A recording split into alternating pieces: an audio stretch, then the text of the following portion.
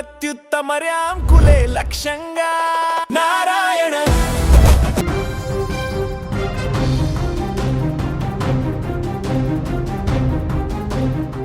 ఆంధ్రప్రదేశ్లో తల్లికి వందనం పథకం కింద ప్రభుత్వం ఇప్పటికే భారీ స్థాయిలో నిధులను విడుదల చేసిన సంగతి తెలిసిందే.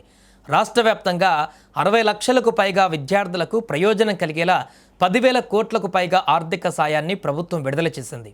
అయితే డబ్బులు అందరికీ చేరలేదనే ఫిర్యాదులు కూడా పెద్ద ఎత్తున వస్తున్నాయి. చాలామంది తల్లిదండ్రులు తమ పిల్లల అర్హులైనటువంటి ఖాతాలలో డబ్బులు జమ కాలేదని చెబుతున్నారు. మరికొందరు తమ పేర్లు జాబితాలో కనిపించడం లేదని ఆందోళన వ్యక్తం చేస్తున్నారు. ఈ నేపథ్యంలో ప్రభుత్వం కీలక నిర్ణయం తీసుకుంది. తల్లికి వందనం పథకం కింద అర్హత ఉన్నప్పటికీ డబ్బులు రాని వారికి మరొక అవకాశం కల్పించింది. ఎవరైనా తమకు నిధులు జమ కాలేదని భావిస్తే అభ్యంతరాలు, ఫిర్యాదులు నమోదు చేసుకోవచ్చని స్పష్టం చేసింది. ఈ మేరకు ప్రభుత్వం ప్రత్యేక షెడ్యూల్ను విడుదల చేసింది. ప్రస్తుతం అర్హులు, అనర్హుల జాబితాలను గ్రామాలు, వార్డులలోని స్వర్ణ గ్రామ, వార్డు సచివాలయాలలో ప్రదర్శిస్తున్నారు.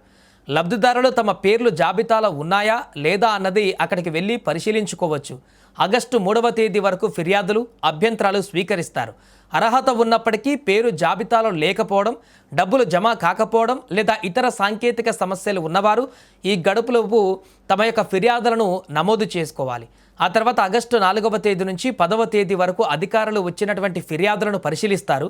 ప్రతి దరఖాస్తును పరిశీలించి నిజంగా అర్హులైన వారిని గుర్తించేందుకు చర్యలు తీసుకుంటారు.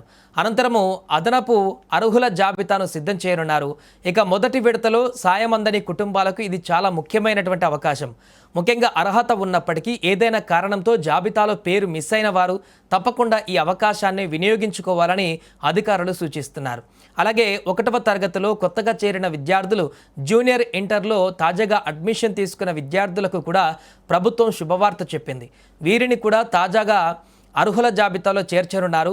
ప్రభుత్వం విడుదల చేసిన షెడ్యూల్ ప్రకారము ఆగస్టు 25వ తేదీ వరకు 1వ తరగతి, జూనియర్ ఇంటర్ అడ్మిషన్లకు గడువు ఉంది. ఆలోపు అడ్మిషన్లు పూర్తి చేసుకున్న విద్యార్థుల వివరాలను అధికారులు నమోదు చేస్తారు. ఆ తర్వాత కొత్తగా అర్హులైన విద్యార్థుల జాబితాను ఆగస్టు 30వ తేదీ విడుదల చేయనున్నారు.